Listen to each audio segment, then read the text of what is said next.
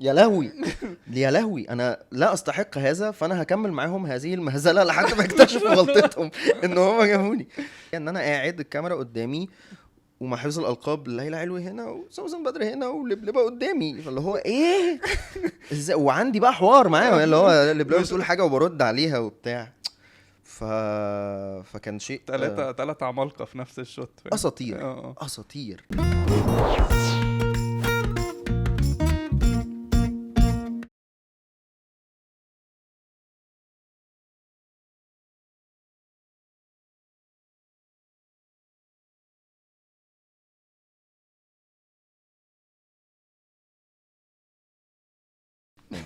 احمد عصام السيد منورني في شقة 11. صلاح ماجد، انا مبسوط قوي ان انا في شقه 11 صراحه يعني. حبيبي منورني. نورك. وعامة اول سؤال بحب اساله هو انت مين؟ فانت مين يا احمد؟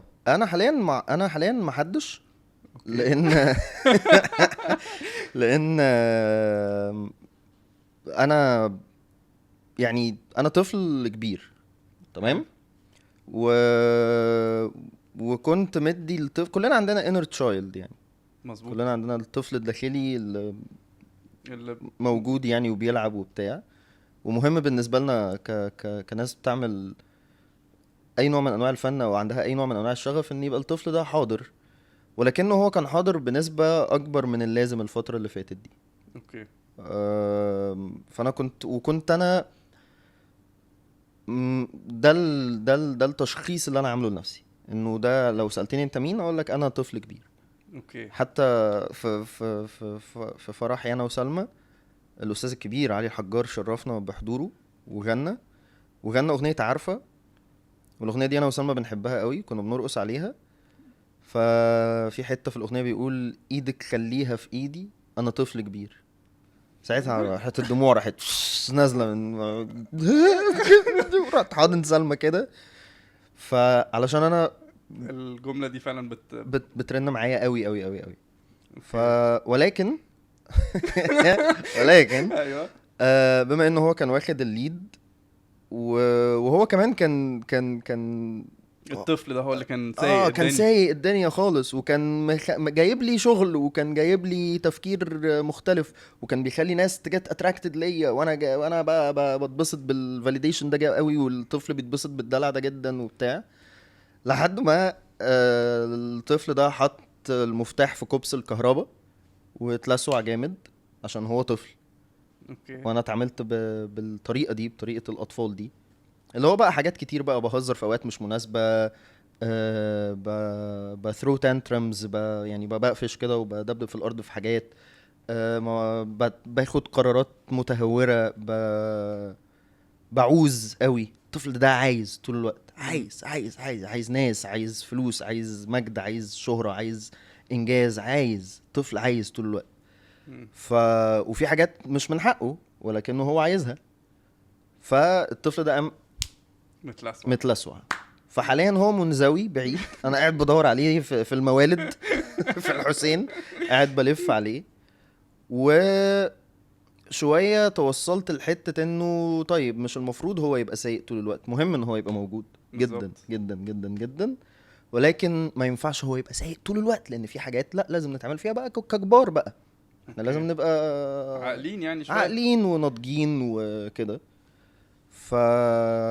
فطبعا قاعد بحاول اهيل هذا الجانب.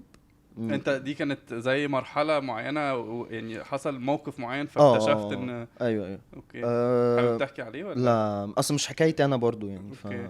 تمام. و ات... ات... يعني اتضايق شويه يعني، بس اللي انا ممكن احكيه مثلا انه كان في مثلا مسؤوليات كتير جدا قبل الجواز، من شقه وتظبيط فرح و...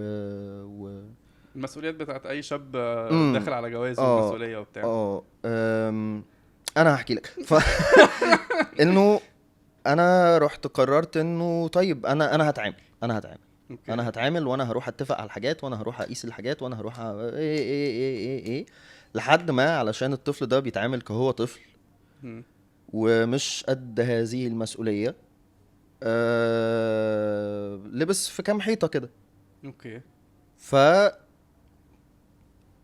يعني والدي قال لي بما معناه انه انا ما رضيتش اتدخل بعد ما جيت له وانا لابس في حيطه، يعني قال لي انا ما رضيتش اتدخل لان انت كنت مجنبني. اوكي. ف فانت يعني فساعتها اكتشفت كده انه طيب انا لو قررت ان انا اقود حياتي باستقلال واخد قراراتي بنفسي، ف... فانا لازم بقى الطفل ده ما يسوقش. فاهم. فاهم قصدي؟ ده غير بقى يعني ده من اكبر الحاجات. في بقى حاجات تانية بقى، وناس زعلت مني وناس قفشت ولا لا لا لا ضايقت ناس وكده يعني. ف... فحاليا بحاول يعني تلاقي التوازن ما بين الاقي التوازن. الاول بحاول الاقي الطفل ده تاني عشان هو دلوقتي قافش. هو تاه. تاه جدا. مم. فبحاول الاقيه، وبعد ما الاقيه هقول له انت تمام، انت احلى حاجه في الدنيا، بس انت هتمسك ال 30% او ال 40% دول، انا همسك ال 70 60 المتبقيين، وانا هطلعك لما يبقى وقتك. اوكي. بس ما ينفعش بقى يفضل هو المتصدر يعني. فهمتك. امم حلو حلو. طيب احمد عصام بيعمل كذا حاجه تانية. اه بيعمل ايه بقى؟ قول لنا. بعمل مواعين حاليا.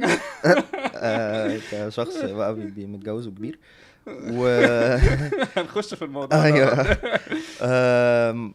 ده. انا خريج معهد سينما قسم اخراج، اوكي. واخرجت حاجات صغيره يعني. وبمثل وبكتب وستاند اب كوميدي. اوكي. اشمعنى قلت ستاند اب كوميديان اخر حاجه؟ عشان دي اللي الناس عارفاها صراحه. فقلت سيبها اخر حاجه علشان يفضلوا يكملوا. هو مش هيقول حته سسبنس كده بس. لكن لا، مش عشان مثلا اقل حاجه شايفها او اقل جزء مني، بالعكس هم كلهم قد بعض. اوكي. يمكن عشان لسه مكتشف وجديد، فالتمثيل هو اللي منور قوي عندي دلوقتي، هو اللي أوكي. مزغزغني جدا واللي انا مبهور بيه وبتاع. لكن في الاساس كل الحاجات دي قد بعض يعني. اوكي. مم. حلو حلو. مم. طيب نرجع بقى لاحمد عصام وهو في طفولته، نشأة البيج بيبي. نشأة البيج بيبي. كانت النشأة عاملة ازاي؟ بص. انت بيت فني جدا. يعني يعني فاهم. مامتك الفنانة حنان حنان يوسف، يوسف. ووالدك المخرج عصام السيد. فيعني قصدي مفهوم فاهم قصدك. يعني فاهم قصدك. احكي لي بقى. قصدك ان انا واسطه يعني. انا انا فعلا انا وسط السطور يعني. احمد الناس هتقول كده مش بالظبط. فارقة. ايوه. هو انا طفل وحيد، اوكي. وهم خلفوني وهم كبار. بعد 8 سنين جواز، وهم اتجوزوا كبار، وقعدوا 8 سنين متجوزين، خلفوني في السنة الثامنة. وبعديها بسنة كده راحوا قالوا بقى بص، ما يعني انت في بلاش، اصل كمان في ده معانا كفاية بقى. فانفصلوا. وانا قرب السنة كده يعني. انا مش واعي على اي شوت في ذاكرتي، وماما وبابا مع بعض. وده طبعا اثر على قرار الجواز، انه نتجوز ليه؟ ليه طيب؟ ما هو ما شفت ماما وبابا. طب ليه؟ فبما اني طفل وحيد وكنت جيت كمان بعد ميس كارجز كتير. اوكي. يعني ماما كانت حامل، بعدين ما نفعش، بعدين ربنا مرضاش، بعدين وبعدين انا. فكان في حماية كده، شيلد بابل جوايا منهم طبعا. غصب عنهم، لان هم كبار، ما فيش فرصة ان لو ده حصل له حاجة نجيب حد تاني. ولان انا اول خلفة ليهم في حياتهم برضو، ففي الحب الشديد قوي ده. كده في حب طبعا، بس غير مشروط. الاولاني ده كده دي حاجة معزة تانية يعني. وانه برضو المسكارجز اكيد subconsciously اثرت عليهم. فكان في حالة من يعني قوقعة الشخص كده. اوكي. يعني تقدر تقول ان انا تربية صوب يعني. انا اول بني ادم تربية صوب يعني. فما تعرضتش كتير قوي للعالم الخارجي، للعالم الحقيقي، لان انا كنت بروح لوكيشنز مع ماما، كنت بروح مسرحيات وبروفات مع بابا، كنت بروح ندوات ثقافية، كنت بروح امسيات شعرية وامسيات فنية وكده. ما كنتش بروح نادي، ما كنتش بروح سايبر، ما كنتش بروح خماسي، ما كنتش بعمل اي حاجة من الحاجات دي، وما كنتش بحتك بناس في سني قبل الحضانة. يعني أوكي. قبل كي جي 1 انت ما كنتش بحتك بناس بسني غير يعني ايه ولاد صحاب. اللي هو ناس في من العيله اه مثلا مش عارف ايه بتاع. بالظبط. ف... فانا كنت شيلدد جدا في درع كده ما بيني وما بين العالم الحقيقي. اوكي. وطبعا بما ان برضو ماما حاولت على قد ما تقدر تأخر موضوع التلفزيون ده. اه ان هي تخليك اه تتفرج عليه. بس وانس ما اكتشفت هذا المربع السحري انا ما قمتش من قدامه لحد النهارده. لحد النهارده انا ما بقومش من قدام التلفزيون. حتى الاخراج بالنسبه لي انا قاعد بتفرج على المونيتور، انا قاعد بتفرج على التلفزيون مم. وبشوف الحاجه دي. لو انا بشوفها على التلفزيون هبقى مبسوط ولا لا؟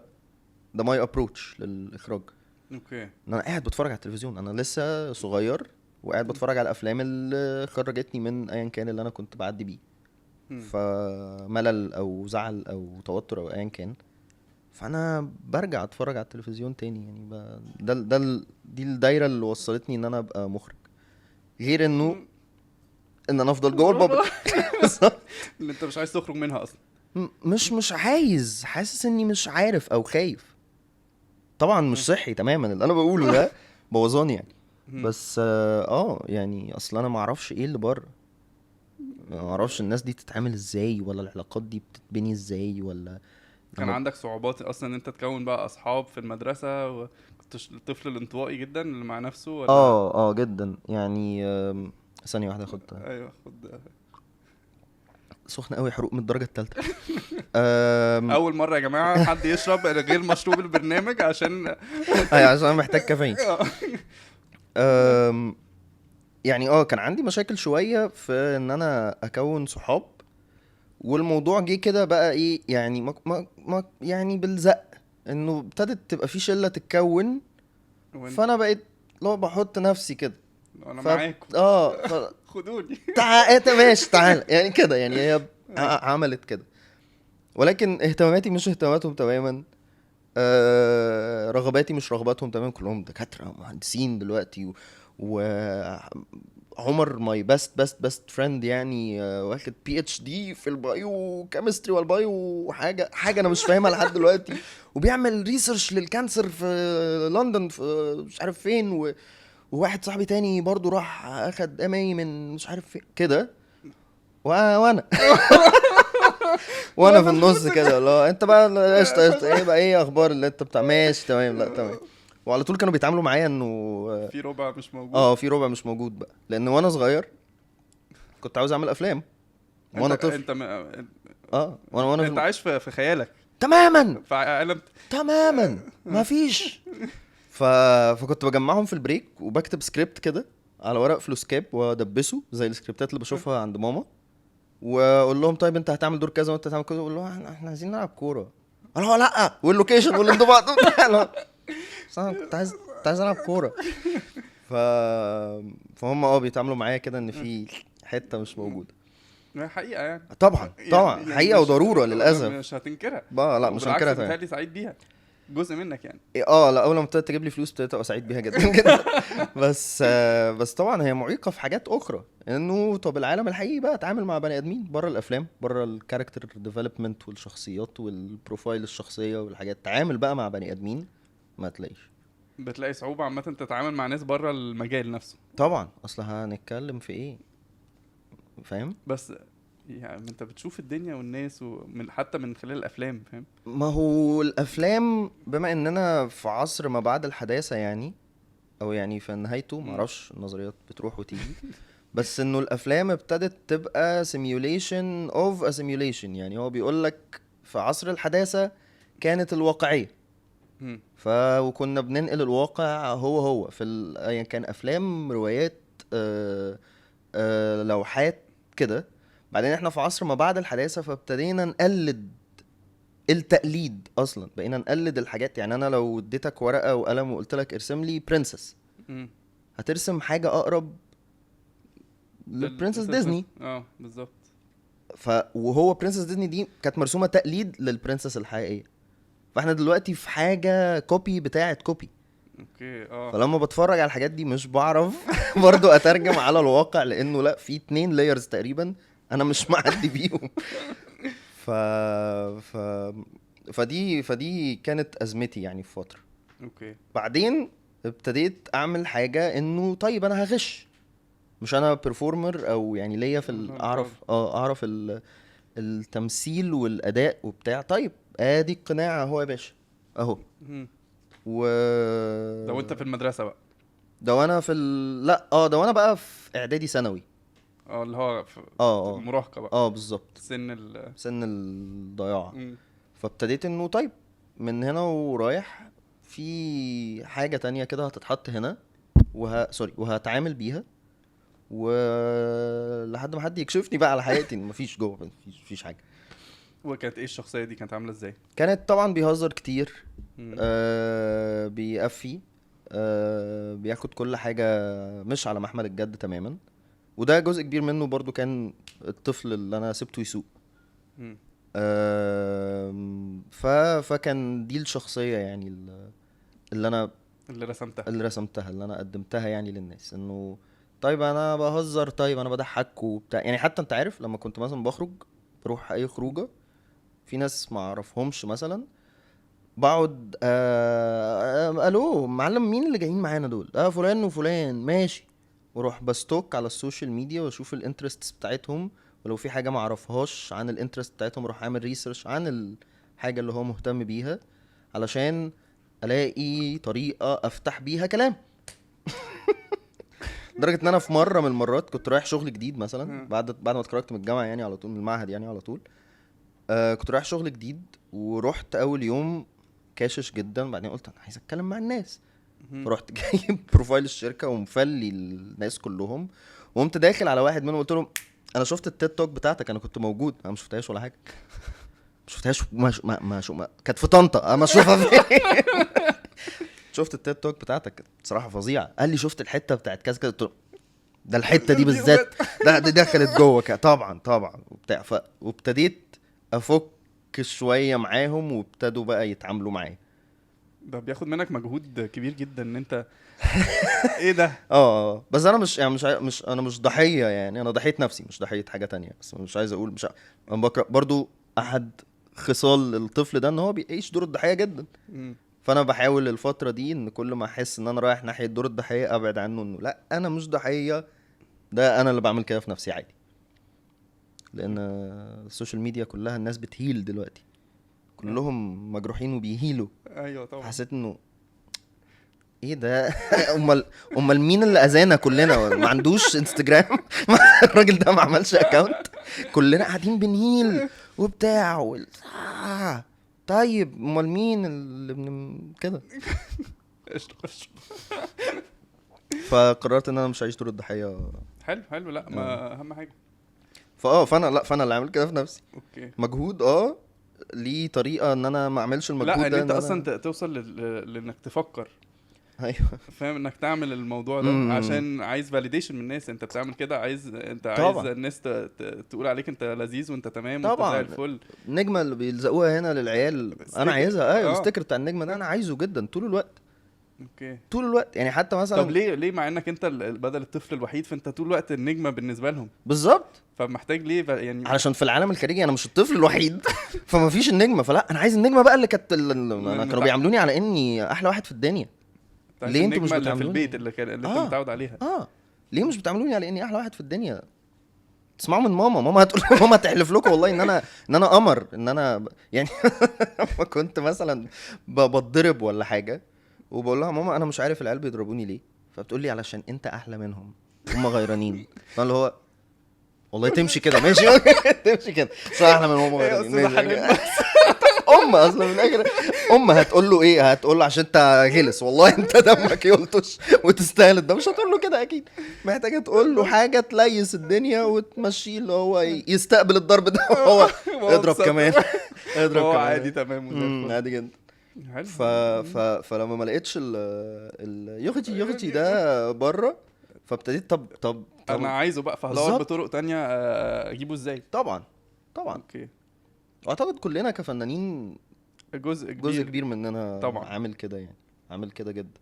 متهيألي انت بتبقى عايز الفاليديشن من الجمهور يعني. طبعا يعني جزء من شغلك ان انت تبقى فنان، انك فنك ده يتشاف، طبعا فاهم. انت مش بتعمله لنفسك بس خالص. انا آه. بتضايق قوي من الناس اللي هو مش مهم الجمهور، وانا وبتاع. دي حاجه انانيه جدا، لانه انا من الحاجات اللي حببتني في الفن مش ان ماما وبابا كانوا شغالين في الفن، انه انا عشان قاعد لوحدي كتير، وعلشان ما عنديش انتراكشنز مع العالم الخارجي، وفي نفس الوقت كنت مثلا بمر مثلا بهارت بريك في المدرسة او في حياتي او في ايا كان، او توتر او زعل اي حاجة، كان الملجأ بتاعي والملاذ ان انا اروح مشغل فيلم. وفي افلام معينة خرجتني من حالات معينة، وفي افلام معينة غيرتني كبني ادم. فانا حسيت انه يعني ده العكاز اللي انا اتكأت عليه معظم حياتي. فالتطور الطبيعي طبيعي جدا. والستاند اب كمان، انا الستاند اب برضو وانا بتفرج عليه قبل ما ابقى ستاند اب كوميديان برضو خرجني من حاجات كتير وغيرني بشكل كبير. فقلت انه التطور الطبيعي ان انا ارد الجميل ده، انه الفن عمل لي كده، فانا عايز اعمل كده لحد ما في الدنيا. ان شاء الله لو عملت اي عمل فني وما لنكش مع اي حد، بس في واحد كان بيمر بظروف مش لطيفة شاف اللي انا عملته ده وحس 1% احسن، انا تمام. فهو يعني فهو في الجزئين، يعني انت عايز جزئين. الفاليديشن وفي validation نفس طبعا، الوقت عايز الاثر اللي انت هتسيبه. بالظبط.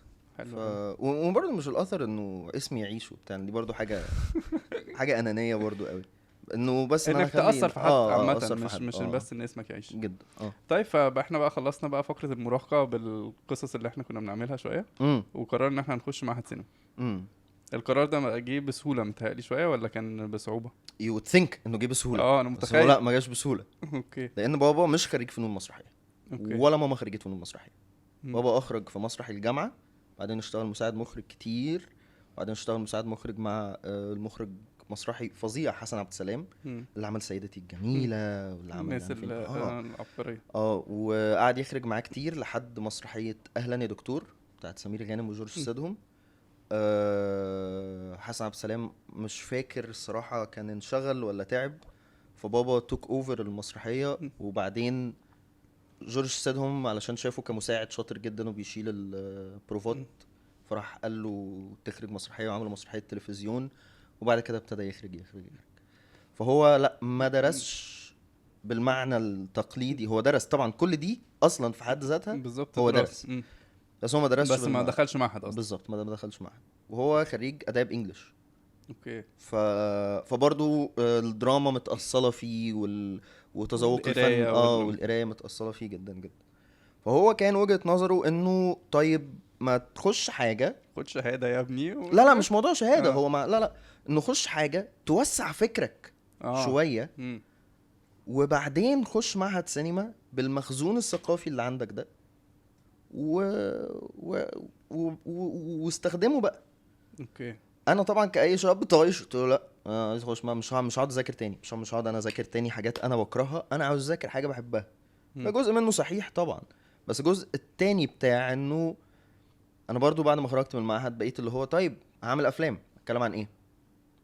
انت اصلا ما عنديش حاجه بالظبط. انا جاي من القوقعه، دخلت في قوقعه اكبر، ما خلاص هتكلم بقى عن القوقعه، ما حدش هيفهم. فهو كان معاه حق في حته، بس في نفس الوقت انا متاكد لو كنت دخلت حاجه انا مش بحبها كان قعدت فيها زمانك فيها متهيألي او تقريبا لحد دلوقتي. ف ولكن ولكن لو رجع بيك الزمن كنت كنت هتخش المعهد تاني ولا كنت هتغير تفكيرك شويه؟ لا صراحه كنت هغير تفكيري فعلا. انا مش ندمان، لان انا اتعلمت ما ندمش على حاجه، لانه خطتي حاجه وخطه ربنا حاجه احسن بكتير. ولكن لو بشكل سحري رجعت في الزمن، لا هخش حاجه تانية، هعيش. كنت عايز في حاجه معينه عايز تدرسها؟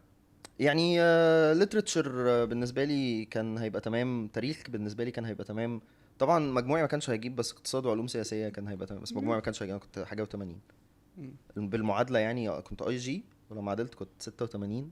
اعتقد اقتصاد وعلوم سياسيه بتاخد في التسعينات حاجه كده. اوكي. لو رجع بيا الزمن كنت هوسع ادراكي شويه واحتك بالعالم الخارجي اكتر بكتير، اهم من ان انا اخش حاجه تانية. انا كنت بقى هقابل ناس بقى بره شوف بقى شوف وبعدين اخش المعهد او ما اخشش برضو، ده كان هيبقى قرار برضو هشوفه ساعتها يعني. اوكي. بس مش ندمان، لانه ما بنندمش على حاجه، عادي جدا. ده كده كده. امم طيب المعهد بقى انت كنت اخراج امم mainly، فابتديت ان انت تخرج افلام قصيره وحاجات كده. يعني بدأنا في المعهد نعمل اكسرسايزز، وبعدين مشروع التخرج بتاع تالتة كان وثائقي على ايامينا وقصير، ومشروع التخرج بتاع رابعة روائي قصير. ف... فابتديت آم، احاول يعني اطلع صوتي على قد ما اقدر، وطريقتي وشخصيتي في الافلام. مش كل مرة كنت بنجح، بس في المرات اللي كنت بنجح كنت يعني الموضوع بيترد لي بحاجة لطيفة يعني. اوكي. عملت الدوكيومنتري بتاعي في سنة تالتة اسمه آخرتي الأولى، My First Apocalypse. كان عشان انا كان ايه عندي يعني؟ ايوه عشان أنا كان عندي توتر رهيب جدا من وانا صغير، انه من فكرة نهاية العالم دي، ان كان في اوكي. بقى ساعتها 2012 او و الفيلم معين ونهاية العالم في 13 ديسمبر ولا بالظبط. واللي هو 14. طب محدش بيلم هدومه، طب انتوا بتعملوا ايه؟ طب محدش ليه غيري ما يترب؟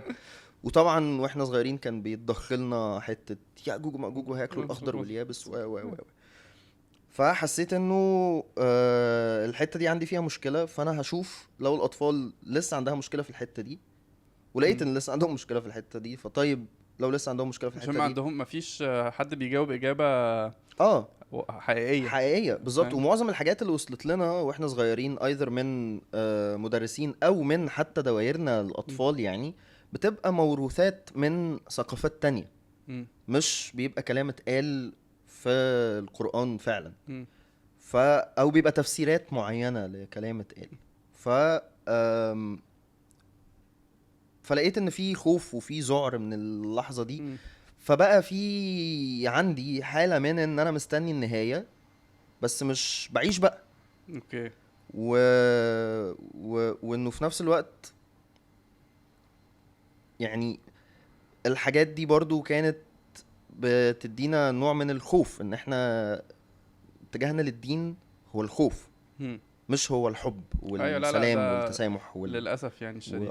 بالظبط، والاستسلام وكده. فحبيت ان انا اعمل حاجه زي كده، وحبيت ان انا اعملها بطريقتي، فعملت فيها انيميشن، عملت فيها كوميديا، عملت فيها ناريشن بنفسي. انا طلعت وانا بدور وبتاع وبتكلم مع الناس وقاعد وبسال، وبعد كده في حتت انا قاعد بتكلم مع صحابي، وخد جايزه في المهرجان القومي احسن فيلم وثائقي اوكي. قصير. مم. فانا كنت بعمله علشان انه دي الحاجات اللي بحب اتفرج عليها برضو. مم. انا بحب مثلا ساوث بارك قوي قوي قوي. ساوث مم. بارك مسلسل كده، بس هم طبعا هم متخلفين عقليا، لانه في حاجات فيها ازدراء كتير قوي قوي.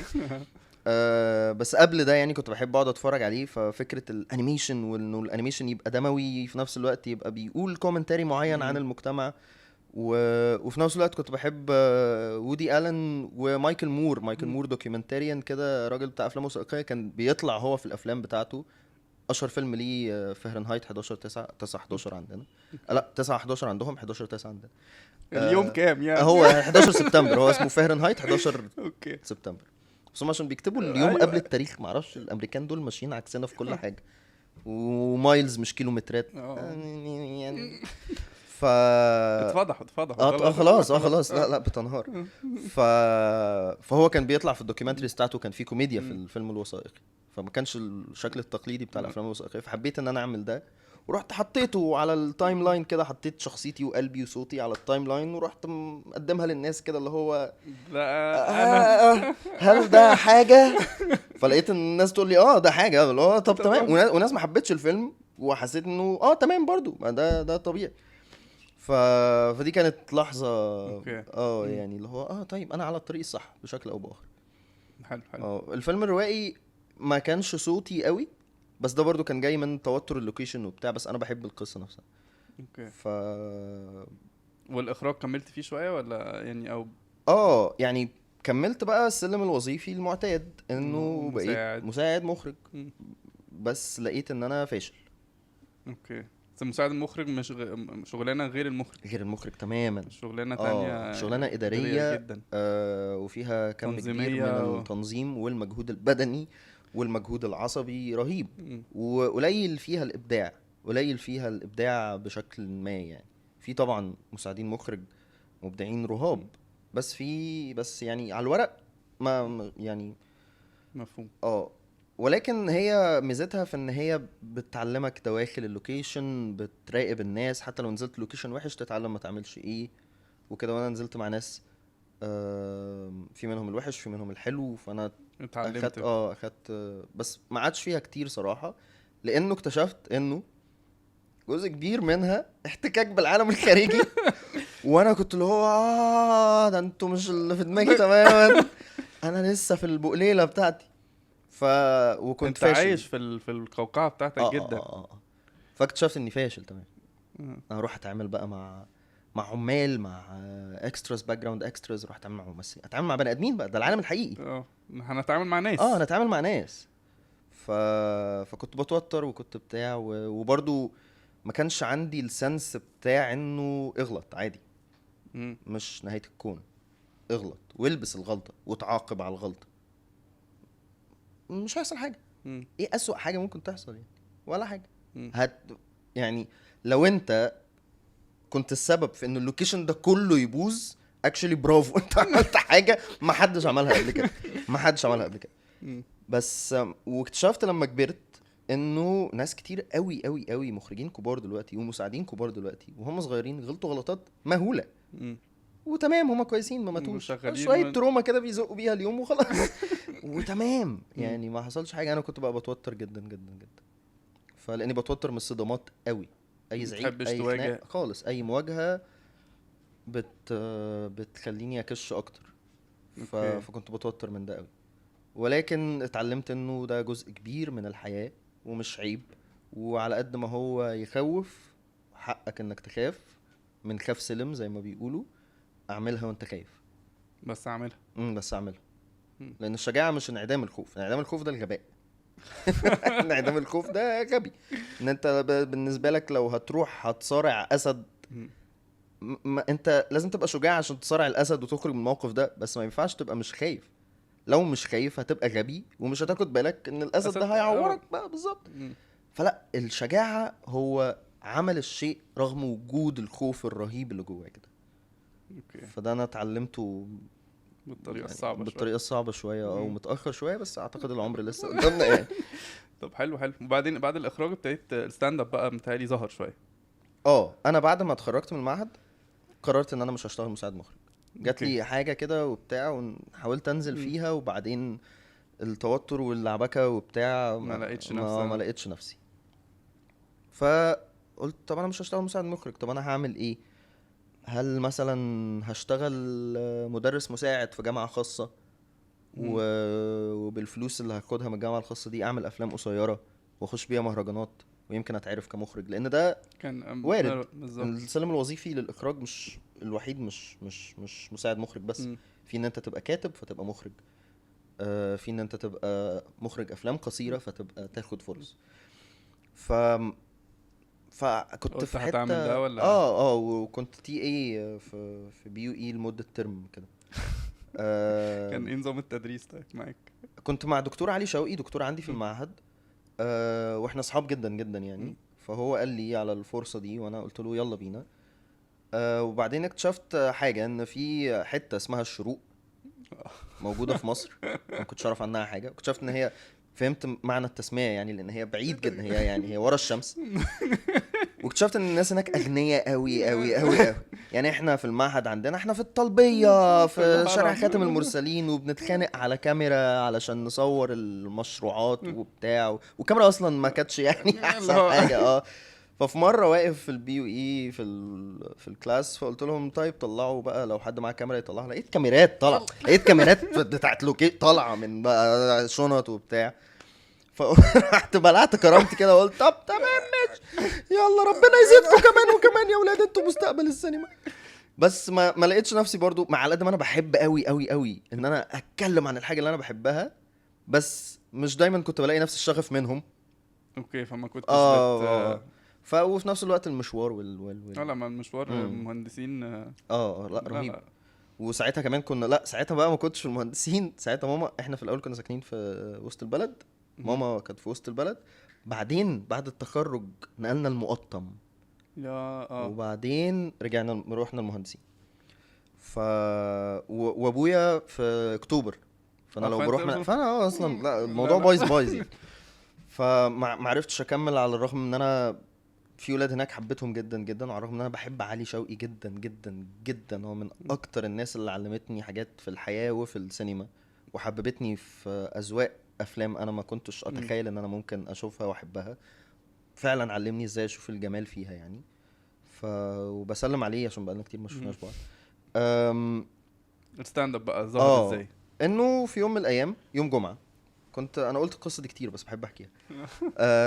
كنت بسكرول على انستجرام، وكان في قناة كبيرة اسمها كوميدي سنترال، قناة عالمية، هي اللي عاملة ديلي شو بتاع جون ستيوارت، وهي اللي عاملة معظم السبيشلز بتاعت الستاند اب للناس بره. وهي كانت فاتحة لما كان عندنا شو تايم في مصر قبل ما تبقى معرفش بقى ده كل ده براندات ولا ايه، معرفش يا باشا اقول.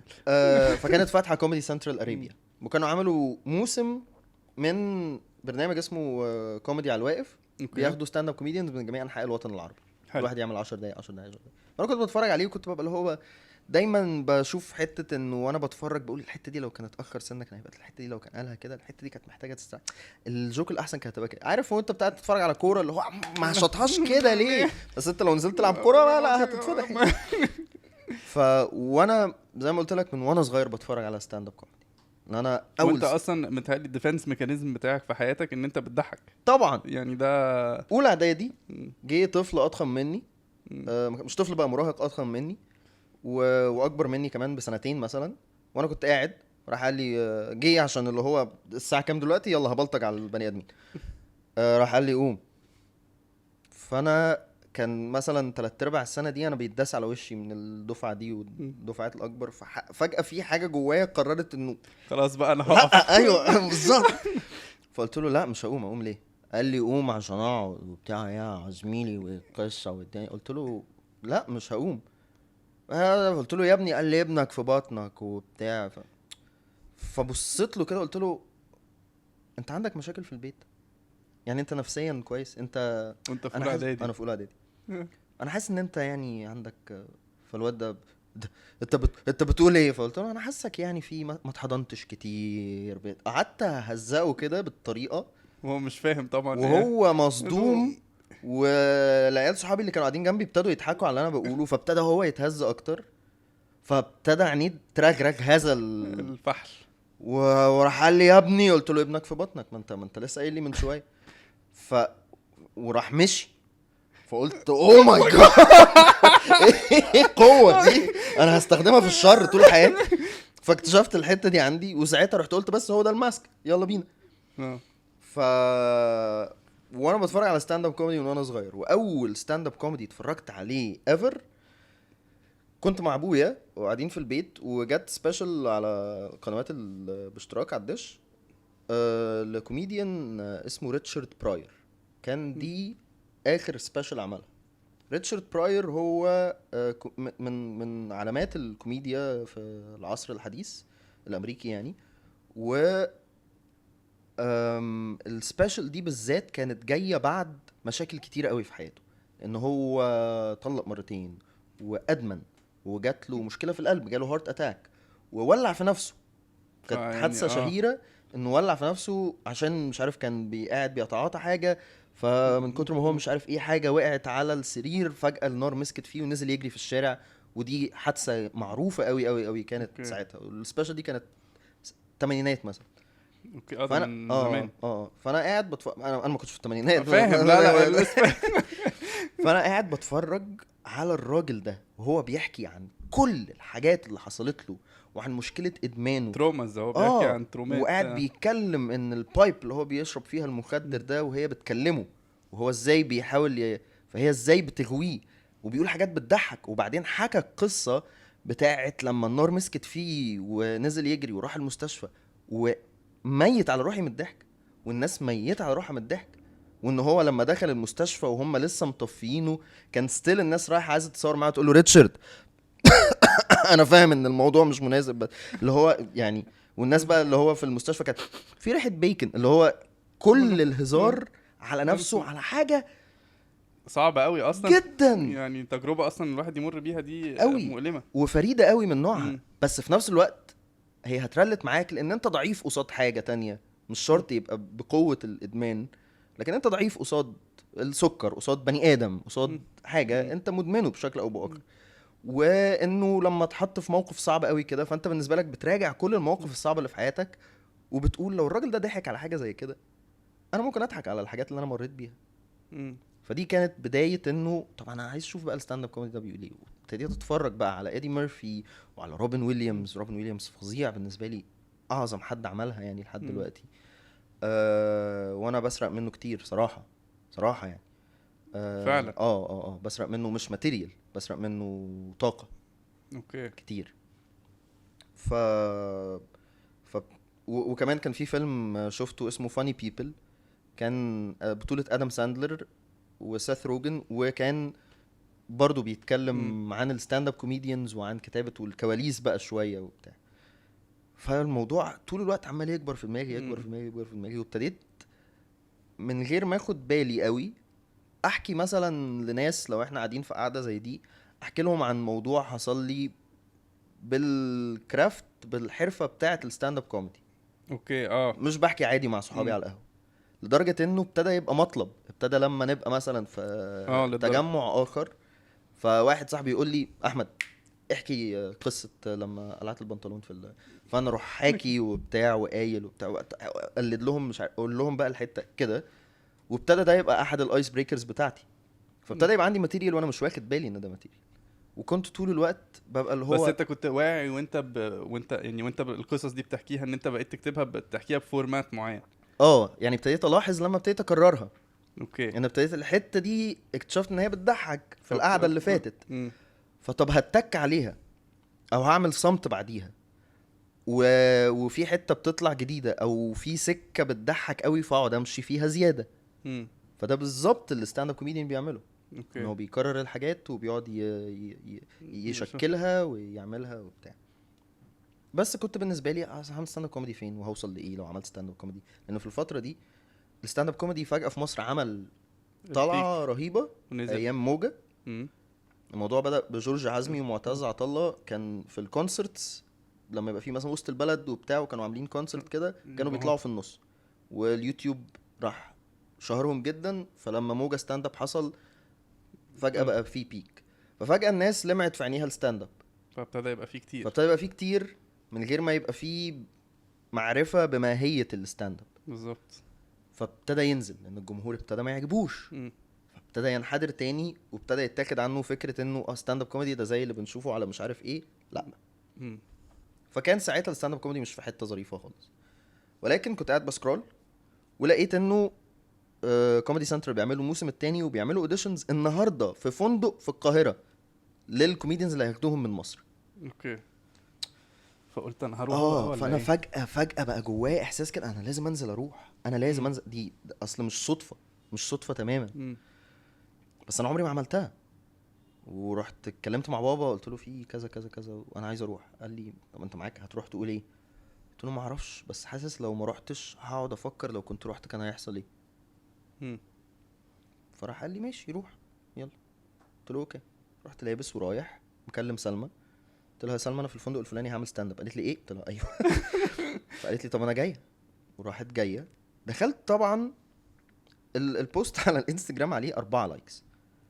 فانا اوكي. قلت بقى اروح بقى يبقى فيه 3 4 وهعمل وبتاع وهتعدي والموضوع على الضيق. رحت لقيت مجال الستاند اب اكتر من 3/4 مجال الستاند اب المصري موجود وجايين يعملوا الاوديشن. طه دسوقي، علاء الشيخ، احمد الهريدي، محمد برجان، محمد حلمي، وليد المجازي، مصطفى عباس. ده كل اللي هم دلوقتي اساميهم يعني بالظبط، الستاند اب كوميديانز الكبار. بالظبط. محمد فاروق. ناس كتير قوي قوي قوي قوي قوي. فانا اتربيت طبعا. فدخلت على البروديوسرز بتوع كوميدي سنترال ولقيت بقى عاملين لوجو وحاطينه وحاجزين البار بقى كله علشان هنعمل قدام كل دول ماشي. فدخلت في 40 اسم وانا اسمي اخر واحد. فبكتب اسمي كده، فالراجل بيسألني انت عملت ستاند اب كوميدي فين قبل كده؟ قلت له لا ما عملتش. قال لي ايوه طيب اخدت ورشه ستاند اب كوميدي فين قبل كده؟ لان معظم الناس برضو كانت رايحه واخده ورش. اوكي. قلت له ايه لا ده، اول مره ما اعرف ان في ورش ستاند اب كان كوميدي. كان علي قنديل بيعمل ورش ستاند اب كوميدي. اوكي. فانا قلت له لا ما انا ما اخدتش ورش. مم. قال لي يعني ايه؟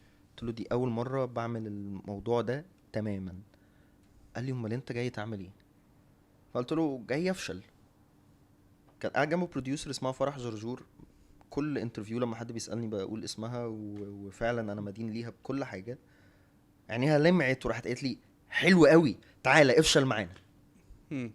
قلت اوكي ماشي جاي افشل. حلو المايند سيت ده قوي. اه. انا جاي افشل عشان اسوأ حاجه هتحصل هفشل، هبقى حققت اللي انا عايزه. لو نجحت هتبقى حاجه ظريفه برضو.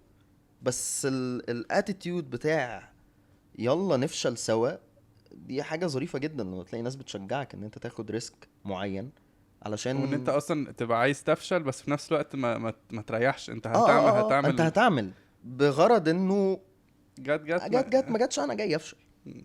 ف فقعدت بقى ايه قاعد بروح واجي كده بره قبل ما الحفله تبتدي وبتاع، وقاعد بقى بحاول اراجع اقول ايه واجيب من الخروجه دي او القصه دي كانت لطيفه وبتاع. فرح جرجور عدت من جنبي قالت لي نصيحه اكتب على الموبايل علشان الحاجات هتترتب قدامك. قلت لها ماشي. وقعدت اكتب على النوت. سلمى جت البتاع ابتدت، راحوا قالوا يا جماعه علشان احنا كتير فبدل ما احنا 5 دقايق كل واحد معاه دقيقتين. كل الناس قالت دقيقتين هنعمل ايه في دقيقتين دول؟ انا قلت يس انا معايا دقيقتين فقط. انا معايا دقيقتين في حياتي، يعني كل اللي انا كاتبه في حياتي دقيقتين. و 30 39 واحد عملوا وانا طلعت ال 40. وبتتفرج بقى على الناس بتفرج طبعا على الناس العظام اللي انا بعشقهم مم. اللي مش عارفين يعملوا في دقيقتين الموضوع. فقمت طالع ورحت قايل وخلصت ورحت مروح وانا حاسس بنشوة رهيبة وادرينالين رهيب. قعدت اتمشى كتير قوي قوي قوي قوي قوي اليوم ده. كنت عايز اتمشى حاسس بطاقة. عندك طاقه عايز تطلعها. فجأة اتبعت لي ان انا في التصفيات وان انا اجي تاني يوم الاوتيل ده برضو. رحت عملوا لنا ميني ورك شوب كده وبعدين قالوا لنا هتكتبوا ماتيريال بقى غير اللي انتوا قلتوه. فقعدت احاول وبتاع لحد ما كتبنا وبعدين قالوا بكره اعزموا اصحابكم هنعمل برايفت جيج للتصفيات دي ومن ال 15 هنختار 10 يطلعوا. فقالوا لنا نعزم صحابنا وقرايبنا علشان في برايفت جيج اوكي. لل 15 اللي في التصفيات اللي هيصفوا منهم 10 يطلعوا بقى دبي يصوروا الحلقه اللي هتتعرض على شو تايم او اس ان. فعزمت صحابي وبابا وماما لاول مره من زمان يجتمعوا في مكان واحد وعملت وطلعت في التصفيات ورحت صورت الحلقه. ومن ساعتها وانا لبشت في هذا الشيء مش عارف ابطله على قد ما انا كل مره بقول لا لا لا دي اخر مره هعمل القرف ده. مش عارف ليه ابطله. بتقول كده؟ لانه كم كبير قوي من التوتر اللي بيطلع بدنيا على الواحد ولان مواجهه الجمهور. مواجهه الجمهور ومواجهه نفسك وكتابه الماتيريال. انت بعد ما بتخلص ماتيريال خلاص اتقال انت المفروض تقعد تكتب جديد علشان الناس ما تزهقش وما تحسش انك مكرر وما تدفعش فلوس وتيجي تشوف حاجه هم شافوها قبل كده. فبتقعد قدام ورقه فاضيه كده او كرسر قاعد بتاع الوورد عمال يقول لك ها هتكتب ايه. ايوه. وبتبقى اللي هو انا خلصت اللي عندي. كل اللي فات ده كان هو بس اللي عندي. انا انتهيت. انا خلاص انا يعني كان مخزون عندي وخلصته لحد ما بتتزنق فبتطلع فبتكتب فبتقول فتلاقي اوبن مايك فتروح عامل فتقول في الاوبن مايك فما يضحكش كله بس تبقى عايز تخليها عارف انا هضحكها خلاص فهمت فتروح عاملها تاني ورايح اوبن مايك تاني فالموضوع بيبتدي يمشي. فهي زي بعث رحله بعث كده كل شويه انت الايجو بتاعك بيصحى وبعدين بينهار بيموت بعدين بيصحى. فهي فعلا متعبه قوي قوي قوي. بس انا بحبها موت يعني. لا انتوا في إليت الجروب بتاعكم يعني عامل متهيألي ودى الستاند اب كوميدي كده في حتة تانية وعاملين فاهم عرض في الاستاد و5000 بني آدم. ايه يوم الاستاد ده يعني يوم الاستاد ده اصلا انك تطلع لوحدك على مسرح قدام 5000 بني آدم انت اصلا مش شايف اخرهم وفاهم وصوتهم الضحك انت مستني الضحكة. ايوه هو الفكرة انه كمان الاستاد الاكوستكس بتاعته ان الضحك بيتأخر. الناس ضحكت بس الضحك ما وصلكش. هو الضحك بيضرب بيرجع يقوم جايلك.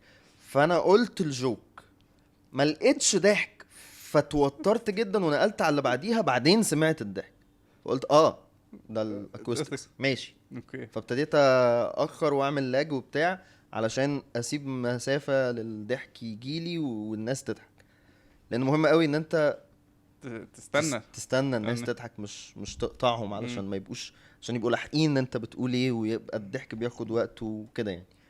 فلانه جزء كبير قوي من الستاند اب مش بس كتابة، مش بس اداء، هو كمان ايقاع. اوكي. هو الايقاع مهم جدا، مزيكة الكلام مهمة جدا جدا جدا. مم. ف يعني مثلا كان عندي جوك كنت بقولها كتير وما كانتش بتجيب. هي مش اقوى حاجه يعني، بس انا بقولها عشان هي مثلا على اليوتيوب، فمش عايز احرق حاجه مش على اليوتيوب. فانه ودي قصه حقيقيه. انه كنت بتضرب كتير في المدرسه وما كنتش عارف اعمل ايه. فشفت فيلم الجيم كاري، عنده انفصام في الشخصيه، عنده شخصيتين، شخصيه طيبه جدا وشخصيه شريره جدا، محدش بيعرف يكلمه. فانا رحت اقنعت العيال في المدرسه ان انا عندي شخصيتين، اوكي. فبقيت بتضرب مرتين. فدي لو اتقالت فانا رحت اقنعت العيال في المدرسه ان انا عندي شخصيتين فبقيت بتضرب مرتين، مش اه هتبقى. بس انا رحت اقنعت العيال في المدرسه ان انا عندي شخصيتين فجابت. فبقيت بتضرب مرتين. اه فالناس بتروح ايوه المزيكا اه بتاعتها بتطلع الضحك بتاعك ده اوكي. منها. ده ف... القاء. بالظبط. اه. فهو حاجات كتير قوي مم. داخله في بعض يعني، ده من الحاجات اللي انا بستمتع بيها يعني. وكنت زمان بقعد اجري في الحاجات لحد ما جورج عزمي، اعلى يعني اعظم من اعتلى خشبة المسرح ومسك مايك، قال لي الصمت حلو، مم. الصمت مهم وحلو وجميل. ما هي لحظات الصمت هي اللي بتخلي الناس تستوعب جدا فترياكت بالظبط. فتضحك. ومش بس تستوعب، تكمل حاجات في دماغها هي، مم. ت... ت... ترلت معاك. الصمت في حد ذاته، ان مثلا انت بتقول موقف لسه الحاجه اللي بتضحك ما جاتش، بس الحته دي انت محتاج ترياكت عليها انت كبني ادم مم. محطوط في الموقف، فبتروح ساكت اللي هو وراح قال لي كذا. فالناس تبتدي تضحك على انه احنا معاك في الموقف، انت في الموقف ده دلوقتي، مم. مش بتحكي عن حاجه حصلت وعدت. هي الفكره في الستاند اب انه انت لو متعصب بتتكلم عن حاجه معصباك، انت متعصب، الحاجه دي معصباك. لو انت بتتكلم عن حاجه موقف حصل انت كنت خايف فيه، انت خايف دلوقتي مم. وانت متعصب دلوقتي من الموقف ده. انت جوه الموضوع، حتى لو في الاخر بنكتشف ان القصه ان انت كنت متعصب على الفاضي. اتعصب دلوقتي ماشي. علشان احنا نحس بيك، علشان انت تكون اصدق فيرجن من نفسك ممكنه جوه القصه دي، اوكي. او جوه الاوبزرفيشن ده. مش شرط قصه، لان الستاند اب مش كله قصص بس يعني. فاهم قصدي. فدي حاجه برضو من الحاجات اللي انا اتعلمتها يعني. طب عايز اسالك بقى تحضيرك بالذات قبل ال 5000 بني ادم، امم اللحظه اللي هي قبل طلوعك على المسرح اه كانت عامله ازاي؟ كانت هي من أسوأ لحظات حياتي، وجت بعديها من أسعد لحظات حياتي يعني. هو لحظتين جم ورا بعض، لأنه دايما في إحساس وحش قوي قبل وبعد الطلوع على خشبة المسرح في الستاند اب.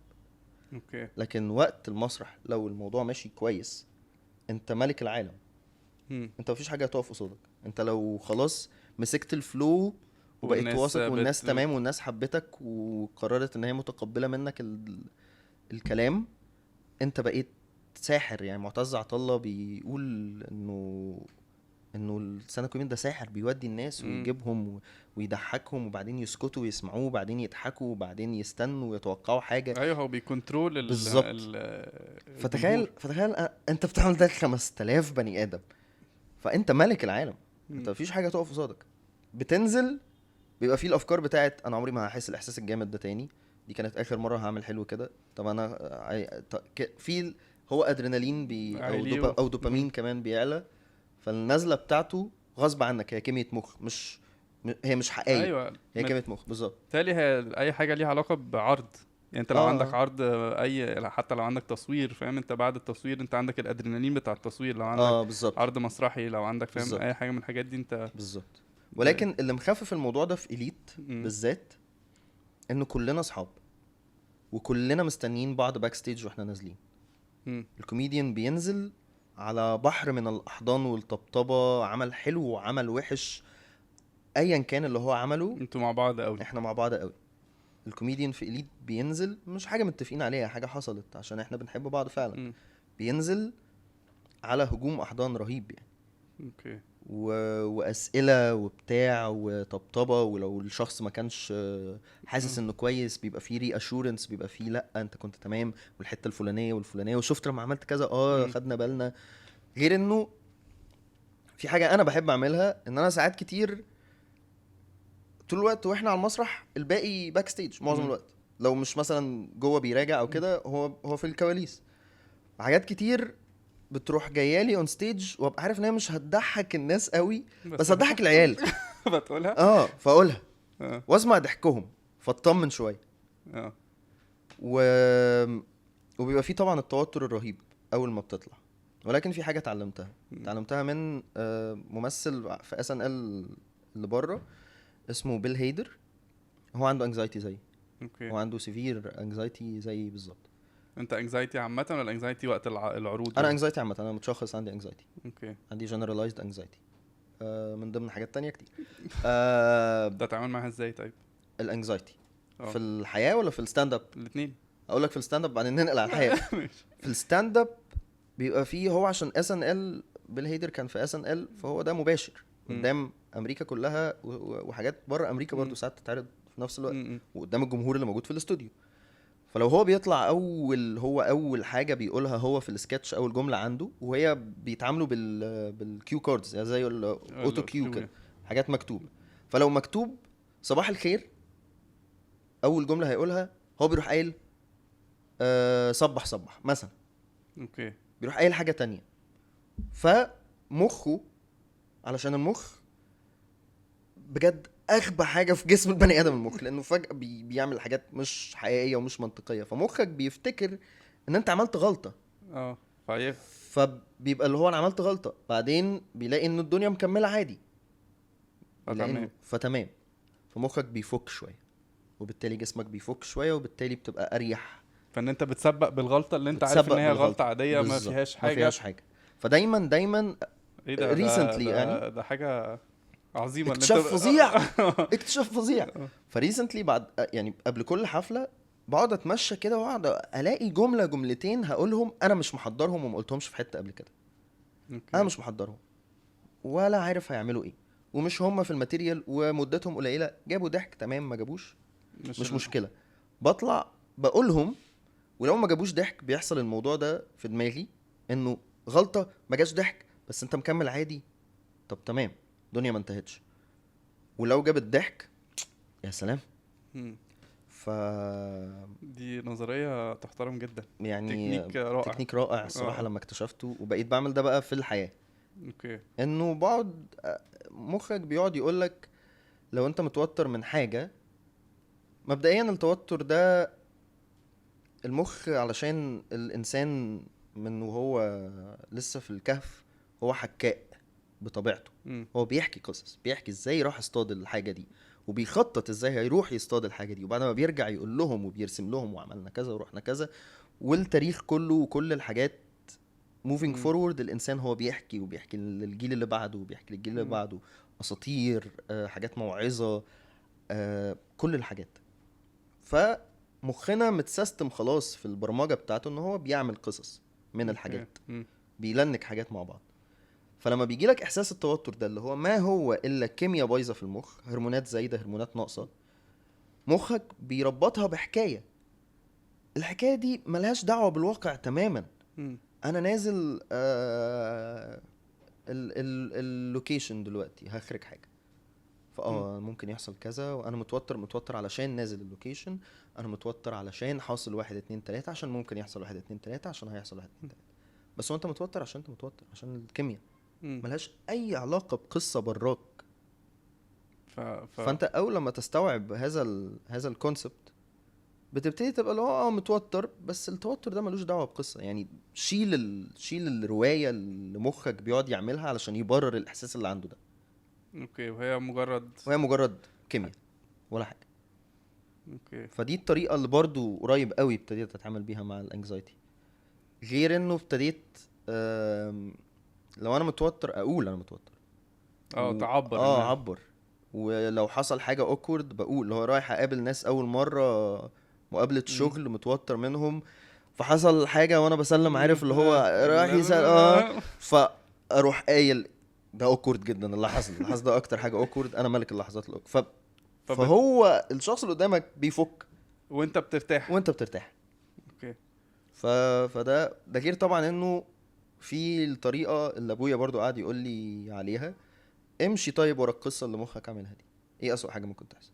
مم. طب وبعدين، طب وبعدين، طب وبعدين، خلاص. خلاص بالظبط. فأسوأ حاجه يعني هتموت، ما تموت سنة الحياة. بالظبط. فخلاص مش مش أزمة. ما مفيش حاجه نهايه العالم، ومحدش ما بيرجعش من ازمه يعني، صح. الحمد لله يعني. فحتى للاسف حتى الناس اللي تستاهل الازمه اللي هي فيها بيرجعوا برضو عادي. فاهم قصدك.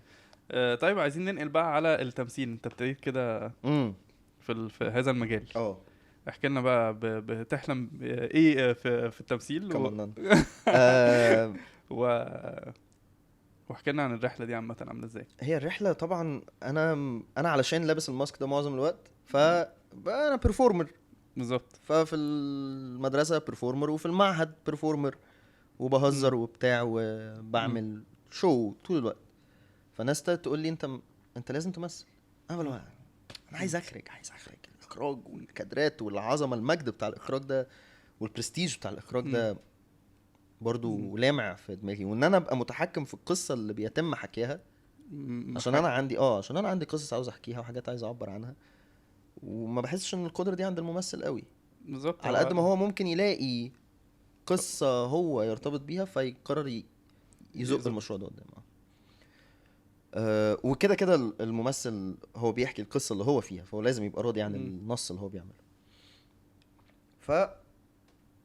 قعد يتقال لي كتير وبتاع، مش عايز عيني فيه واقول ايه كده.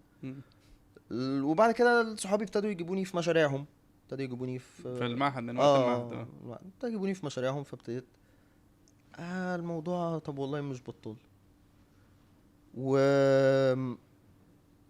وبعدين ابتديت اخد ورش ارتجال. اوكي. بعد يعني قلت ده هيساعدني في الستاند اب برضه، فبرضه ساعدني جدا في الستاند اب طبعا، وساعدني في الكتابه قوي قوي قوي، لان في رولز كتير قوي في الارتجال تطبق على الكتابه. وساعدني في الحياه العمليه والحياه العاديه يعني. وبعدين ابتديت اطلع على بيس كيك بسبب ان انا كوميديان، وابتديت ابقى انا وهم اصحاب، فابتديت اطلع معاهم كتير، وتوظفت عينت هناك فطلعت كتير. برضو علشان انا بعمل شو معين، بعمل performance معين، فالناس وهي شايفه حاسه انه في حاجه تيجي. فابتدى يجي لي اوديشنز. في الاول اعلانات ما كنتش برضو اعملهم، علشان الاعلان انت عارف بيقعد يقول لك ده الليد، انت المين، انت اللي طالع يا باشا، مفيش غيرك، انت المين وبتاع تلاقي فجاه انت في الاعلان، وباقي الاعلان بقى بكتفك، فاهم؟ بالظبط. وباقي الاعلان بقى ايا كان مين الستار او المنتج او الدبدوب اللي جاي يعمل يعني ايا كان. فانا كنت بخاف برضو من فكره الاعلانات دي، لحد ما جالي اوديشن ثرو بيس كيك. برضو حد شافني على بيس كيك وقال لي تعالى احنا في فيلم الايتن امين. اوكي. وانا بحب ايتن فيلا 69، بعشق الفيلم ده، دخلته سينما شفته 60 مره بعد كده. وبحب سابع جار قوي، وسعاد فيلم سعاد راح كان طبعا يعني لا ايتن امين من المخرجات يعني فظيعه، شاطرين جدا قوي. وانا بحبها قوي، بحب شغلها قوي، وحسيت من حاجاتها وافلامها ان احنا بنحب نفس الحاجات كناس بتحب يعني كذوق، كناس بتحب السينما. فانا قلت طيب هروح اوديشن، ماشي هروح اوديشن. وكنت اللي هو ايه، اعمل اوديشن وارميه في البحر كده. انا دايما بخش الاوديشنز بالاتيتيود ده، اللي هو اعمل اوديشن وارميه في البحر. قمت دخلت، هو لازم لا من غير كده الواحد هيتدمر. فدخلت عملت الاوديشن. الراجل قال لي تمام. بعد كده جالي كول باك، رحت دور تاني غير اللي عملت عليه الاوديشن الاولاني. ودخلت عملت الاوديشن قدام ايتن نفسها. وهي ضحكت واتبسطت وبتاع، وشويه ولقيتهم بيكلموني. اوكي. فيلم آل شنب، بطولة ليلى علوي، لبلبة، سوسن بدر، اسماء جلال، خالد سرحان، علي الطيب، هدي كرم، ماي كراش. فاللي هو انتوا متاكدين ان احنا مش احمد حسام التاني؟ اصل في احمد حسام التاني. ف فلا وايتن حباك وبتاع ومش عارف ايه، وقريت والدور مساحته لا باس بها، هو مش محرك رئيسي، ولكن هو شويه الكوميك ريليف. اوكي. ومعانا كمان سلافة غانم، انا بحبها جدا، وابتهال السريتي بعشقها. فلقيت انه كبدايه حتى بدايه كبداية حلوه جدا. يا لهوي يا لهوي، انا لا استحق هذا، فانا هكمل معاهم هذه المهزله لحد ما اكتشفوا غلطتهم ان هم جابوني. فده كان سريالي كان بجد فتره كده سرياليه، ان انا قاعد الكاميرا قدامي ومع حفظ الالقاب ليلى علوي هنا وسوسن بدر هنا ولبلبه قدامي، فاللي هو ايه ازاي، وعندي بقى حوار معاهم اللي هو لبلبه بتقول حاجه وبرد عليها وبتاع. فكان شيء ثلاثة عمالقة في نفس الشوت، اساطير، وكل واحدة فيهم اكيد بتكنيك، بطريقة، باسلوب، بشخصية، بمخزون اصلا من الحاجات. تتفرج عليهم كده تبقى اللي هو اهم. يعني انا كنت بقعد شويه مش مستوعب لحد ما اطلع وابص على المونيتور من بعيد كده، علشان ايضا مش بتحب الناس تبص على المونيتور. ببص على المونيتور من بعيد كده والاقي الشوت في الناس دي فعلا وانا موجود، والله ايه العبط ده فوتوشوب. فاتبسطت جدا جدا جدا جدا، واتخنت للدور، ان الدور انا كنت تكنان شويه، فابتديت اخس.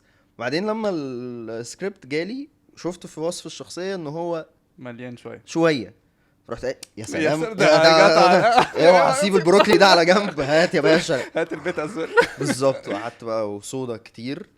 حسن مالك على الناحيه التانية كان بيفرم علشان كان عنده شوت، هو المفروض احنا احداث في اسكندريه وفي شوت هيطلع بالمايو فهو عمال بقى جايب معاه الميزان. ايوه واحنا كنا في فتره من الفترات كنا بنقعد في نفس الاوضه مع بعض، علشان كان بيبقى في فتره كل الناس موجوده، محمود البزاوي كان في الفيلم وبتاع، كل الناس موجوده، ففي فتره بيضطروا ان هم يقعدوا ناس مع بعض. فانا حاسس كنا مع بعض، انا طالب حاجات يعني الزيت بيطرطش منها، وهو جايب الميزان بتاعه قاعد يحط الرز عليه وبتاع ويروح شايل شويه رز.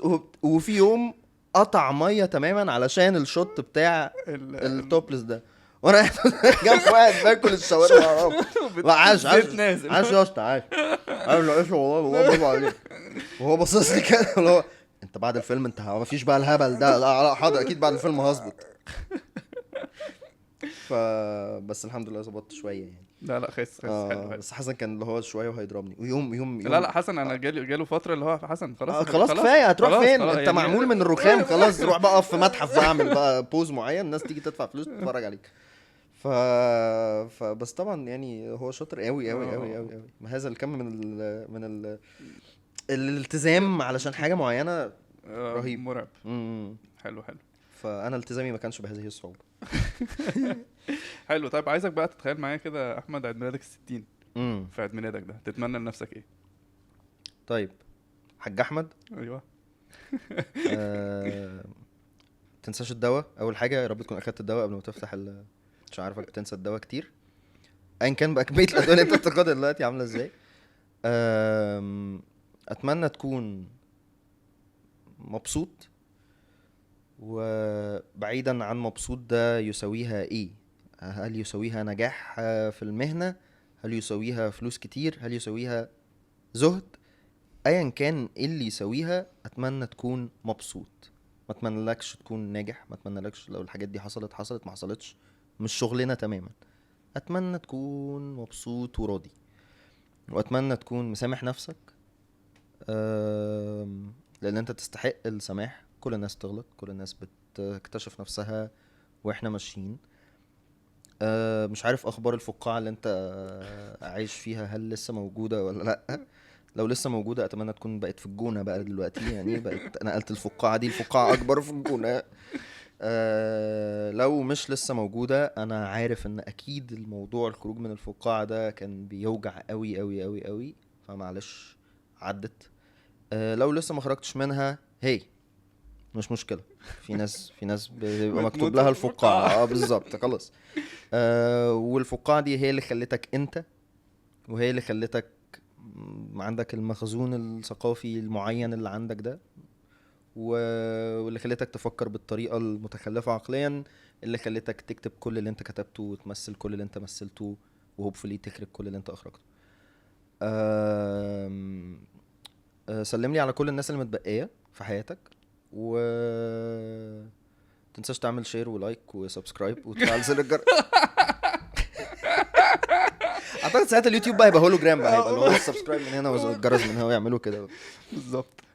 ف احمد عصام السيد نورتني. انا ده نورك، انا انبسطت قوي. يعني حقيقي انبسطت انا كمان جدا والله. جدا جدا جدا. يعني مش عايز الحلقه تخلص بس للاسف الوقت. اي بارت 2 انا جاهز. يا باشا انا معلق في بودكاست منافس بارت 2، اشتري مني برضو مستنيني. وادي تاني ادي تاني مره معلق بارت 2 لا فيها بارت 2 لازم ان شاء الله. ان شاء الله. لسه ما اتكلمناش عن حياتي العاطفيه خالص. ما لا. لحقناش ما نخش مع لحقناش. سلمى. انا عارف أيوة. قصه حب من المدرسه يعني دي قصه حب طويله جدا، طويله وعنيفه جدا. عايز نتكلم فيها شويه طيب ولا؟ اقول لك على حاجه. هسيبها لسلمى. هسيبها لسلمى ماشي. لان انا دايما بطلع اتكلم فيها، عمر الناس ما سمعت وجهة نظر سلمى. فانا هسيبها لسلمى يعني، لان كذا حاجه بتقول لي على فكره انت ما قلتش الحته الفلانيه. لا الصراحه ما قلتش الحته دي الصراحه. فدي هسيبها لسلمى بقى تطلع تتكلم فيها ان شاء الله. اوكي ماشي. قشطه. نورتني. نورك حبيبي. شكرا ميرسي. طب يا جماعه، بدل وصلتوا لاخر البودكاست يبقى اكيد البودكاست عجبكم. ما تنسوش تعملوا لنا لايك وسبسكرايب على يوتيوب 11. كمان تقدروا تعملوا لنا لايك وشير وفولو على انستجرام وتيك توك وفيسبوك. كمان تقدروا تسمعونا على كل المنصات الصوتيه زي سبوتيفاي وانغامي وجوجل بودكاست وابل ميوزك. نشوفكم في حلقه جديده يا جماعه من بودكاست شقه 11. باي باي.